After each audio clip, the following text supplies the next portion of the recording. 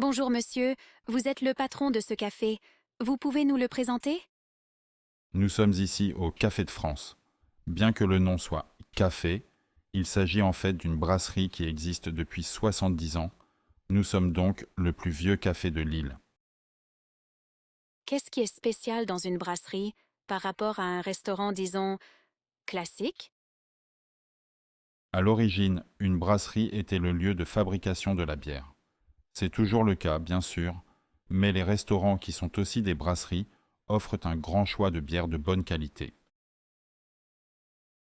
Depuis quand existe ce concept? D'un point de vue historique, c'est en Alsace et en Lorraine, région proche de l'Allemagne, qu'est née cette activité au XIXe siècle. Des familles de l'Est ont bâti un véritable empire autour de cette production qui est devenue une richesse économique. Mais les brasseries se sont également développées dans toute la France, n'est-ce pas? Oui, en effet. D'abord à Paris, entre la fin du XIXe et le début du XXe siècle, c'est-à-dire pendant la Belle Époque. Puis, plus tard, les années folles et l'après-guerre ont été des périodes marquées par l'insouciance, le dynamisme économique, culturel, artistique.